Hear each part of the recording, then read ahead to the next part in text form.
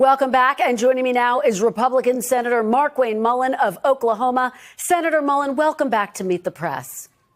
This is Carlos. Thanks for having me on. Thank you so much for being here. We really appreciate it. You are, of course, a member of the Senate Armed Services Committee. Do you think it was appropriate for President Trump's national security team to be discussing an imminent military strike on Signal, which is a commercial app? Well, what this showed was an open conversation that was happening, and I think it was a very thoughtful conversation, but there was no war plans that the Atlantic put out. What they did is they had a very successful attack against the Houthis. It's a terrorist organization that had been harassing our Navy since 2023. They had attacked our Navy 174 times, and the Biden administration did nothing but sit on their hands. What the Trump administration did. He is speaking from nowhere of experience, I'm gathering, because there was Operation Poseidon Archer, which started in January of 2024, which flew over 90 missions, or approximately 90 missions, strikes against Yemen and the Houthis. This is a fact. They did fly missions. They flew over 90. They did take it to them. And then when he says that there's no information, yes, by giving that strike information and the time and location, there are only 4 major conflicts in which the United States is involved in. Only a couple of them are direct, and I don't think we're going to attack the Middle East. I don't think we're going to do anything up in Russia. I don't think we're going to do anything.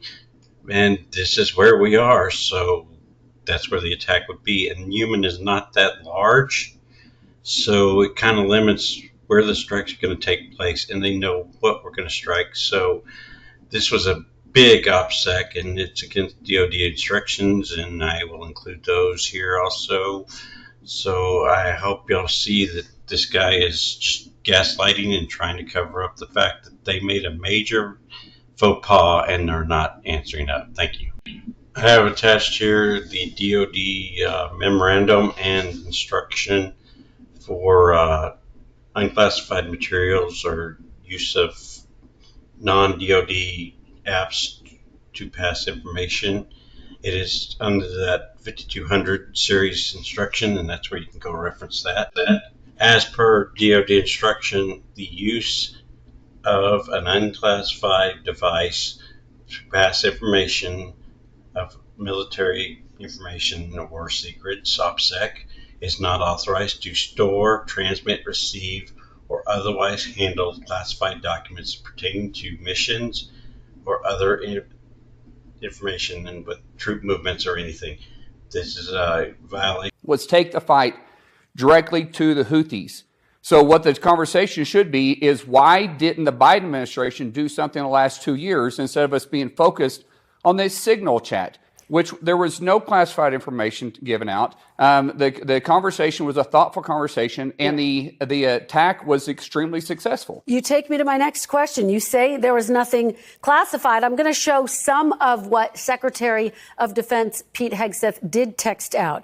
Here's a little sample. 12:15 Eastern Time. F-18s launch first strike package. 14:15 strike drones on target. This is when the first bombs will definitely drop, pending earlier trigger-based targets. 15:36 F-18 second strike starts. Also, first sea-based Tomahawks launched.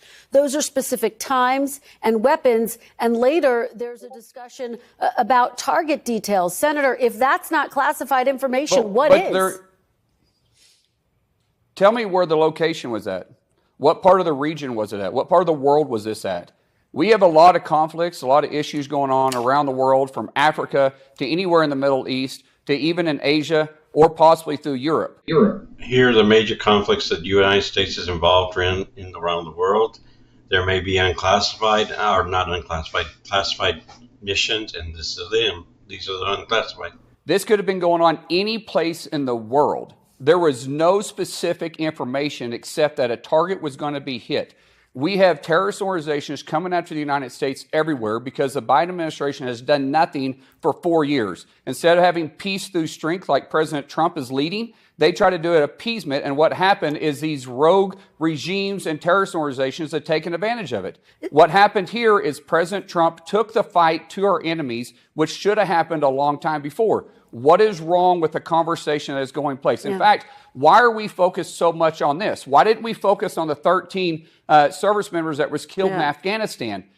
They need to stop using Afghanistan troops as an argument point, as a talking point, because the overall mission to withdraw was decided by President Trump at the time in his first term. He did not give any details. He just said we will withdraw. At the time that President Biden took over, there was only 2,500 troops and not enough to make up for the 5,000 that were released by Taliban. That was decided by Trump with a treaty with the Taliban and no Afghan leadership there. And they did the best they can. The 13 that were unalived at that time stayed behind to ensure the other civilians could get out without any other casualties. They sacrificed themselves to ensure that these people got out of Afghanistan. This is what they leave out of the details, that it was all Trump's idea and he did not give any details, and released 5,000 Taliban and only left 2,500 to get out, and they could not have stayed because Taliban was breaking the treaty as it was. And there was no precaution for them violating the treaty, and there was no stipulation of what would happen if they did, and 2,500 could not have helped defend the nation of Afghanistan. Thank you for your time. There was no outcry or anybody resigning from there. What about the idea that when Secretary Austin went MIA for a surgery and went completely offline, no one was talking about him resigning, but the left has completely lost their mind over a good conversation. He should know that this has already been a congressional hearing and they found nothing wrong. They actually had communications. There was no break in it.